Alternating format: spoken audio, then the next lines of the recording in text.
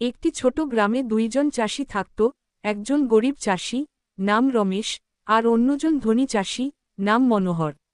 দুজনেই একই গ্রামে জন্মেছিল, একই মাঠে কাজ করত, কিন্তু তাদের জীবন ছিল ভীষণ আলাদা। মনোহরের বড় বড় জমি, দোতলা বাড়ি, গরু, ট্রাক্টর সবই ছিল। আর রমেশের ছিল মাত্র 1 বিঘা ছোট জমি, একটা ছোট ছনের ঘর আর নিজের পরিশ্রমী 2 হাত। রমেশ খুব পরিশ্রমী ছিল, প্রতিদিন ভোরে উঠে মাঠে যেত, নিজে কাজ করত, আর যখন নিজের জমিতে কাজ খুঁজে না পেত, তখন অন্যের জমিতে দিনমজুরের কাজ করত। খাওয়ার জন্য তার ঘরে কখনো বেশি থাকত না, কিন্তু সে সবসময় হাসিখুশি থাকত। তার স্ত্রী মালতীও তাকে খুব সাহস দিত। তাদের ছিল 2টি ছোট শিশু, কবির ও কণা। গরিব হলেও রমেশ ও তার পরিবার খুব কাছাকাছি ছিল, একে অপরকে সাহায্য করত। মনোহর ছিলেন ধনী ও নামকরা চাষি। তিনি কৃষিকাজে আধুনিক পদ্ধতি ব্যবহার করতেন, ট্রাক্টর, সিনথেটিক সার, জল তোলার মোটর সব ছিল। তার নিয়োজিত অনেক শ্রমিক কাজ করত। নিজের বাড়িতে কখনো কষ্টের অভাব পড়ত না। বড় বড় জমির ফসল বিক্রি করে তিনি প্রতি বছরে প্রচুর লাভ করতেন। কিন্তু ধনী হলেও তার পরিবারে সবসময় মনমালিন্য থাকত।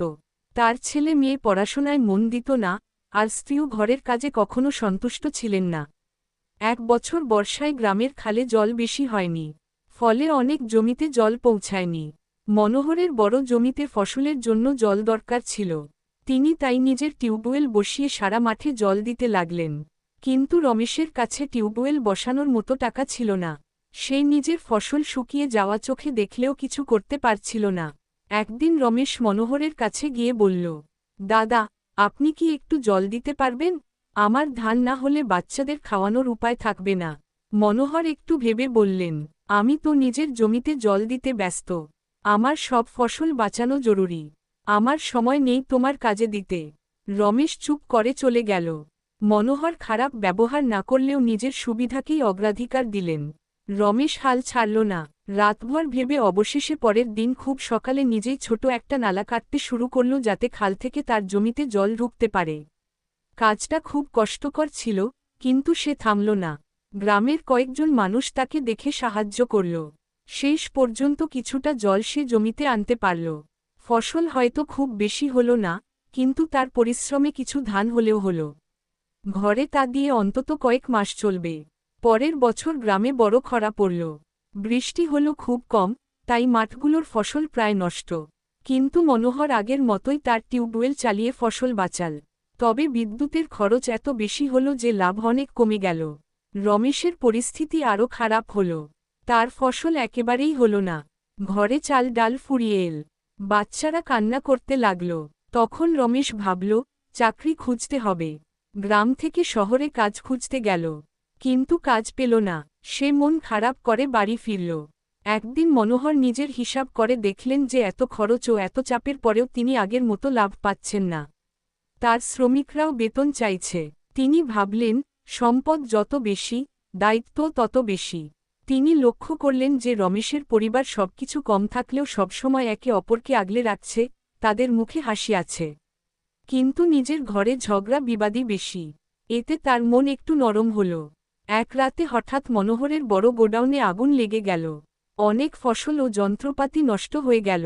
যন্ত্রপাতির দাম ছিল প্রচুর। গ্রামের লোকেরা দৌড়ে এসে আগুন নেভানোর চেষ্টা করল, কিন্তু ক্ষতি প্রচুর হয়ে গেল।